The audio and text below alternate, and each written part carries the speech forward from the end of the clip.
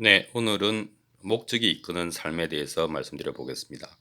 저번에 그 빅터 프랑클의 그 죽음의 수용소 얘기를 잠깐 드렸는데요.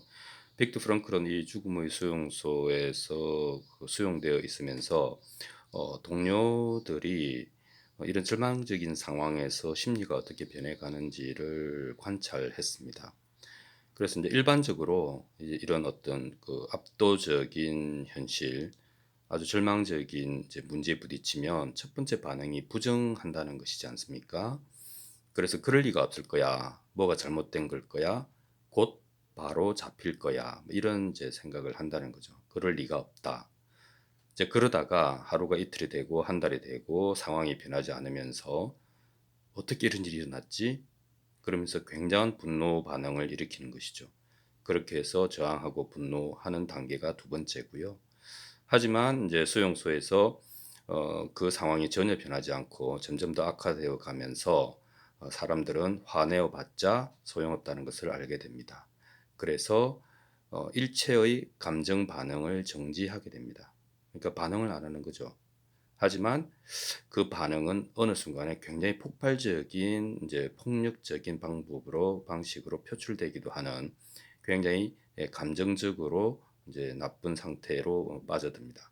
또 다르게 이야기하면 현재 일어난 상황에 대해서 감정 반응을 안 한다는 것은 이 사람은 이미 자기 삶에서 현재를 지웠다는 것이죠.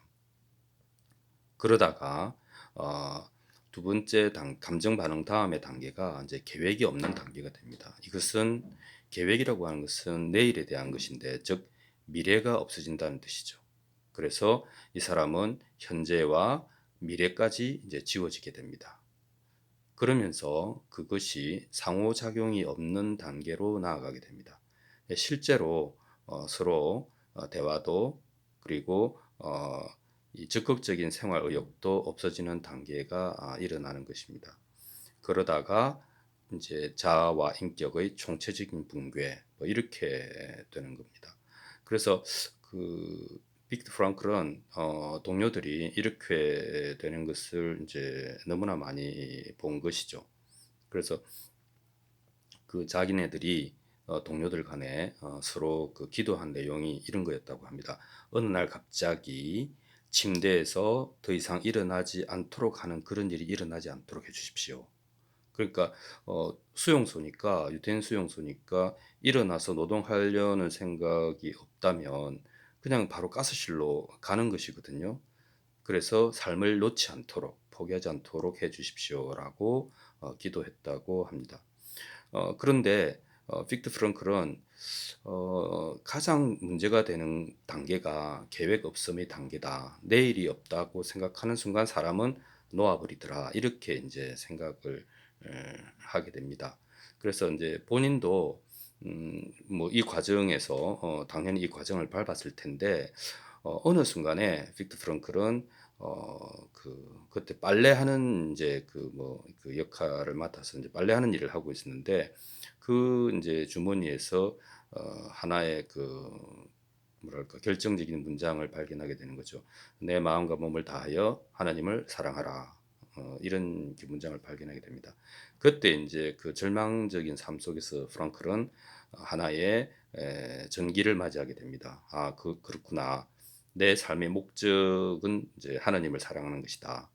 그리고 내 삶의 목표는 어, 그 하나님을 사랑하기 위해서 사람들을 도와야겠다. 나의 이 지식과 이 경험을 가지고 어려움에 처한 심리적으로 어려움에 처한 사람을 도와야겠다 이런 생각을 하게 됩니다.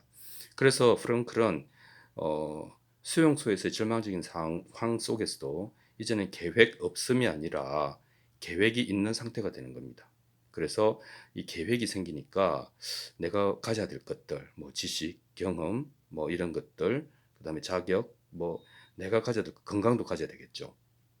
내가 가져야 될 것, 소유가 필요해지고, 그다음에 이제 내가 어떻게 일을 해결해 갈까 하는 스타일, 사람들과 접촉하는 스타일도 만들어지고, 나는 누구인가 하는 정체성도 해결이 되더라는 것입니다.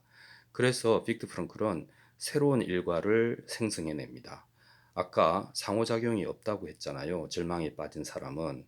그런데 리액션, 그러니까 세상에 대해서 소극적으로는 대응도 하고 적극적으로는 인터랙션, 사람들과 교섭도 하는 이런 이제 새로운 일과를 만들어냅니다. 빅터 프랑클은 많은 사람들이 이제 그 절망에 빠지면 아무것도 안 하는데 이 사람은 하루에 한 컵 정도 그 배급되는 물을 가지고 반은 마시고 반은 면도를 합니다. 그럼 면도기가 없으니까 깨진 유리 조각을 주워서 얼굴에 피가 나더라도 매일매일 면도를 했습니다. 이것은 극한 상황에서 정말로 실천하기 어려운 일이죠. 이런 계획, 목적과 목표가 없다면 할 수 있는 일이 아니었던 거죠. 그리고 이 사람은 목표가 사람을 돕는 거니까 이 동료들이 절망에 빠져서 계획 없음, 상호작용 없음, 그리고 마지막에 일어나지 않는 아침에 이런 상태에 빠지지 않도록 최선을 다해서 동료들을 돕기로 했습니다. 그렇게 해서 새로운 일과를 만들어낸 것이죠.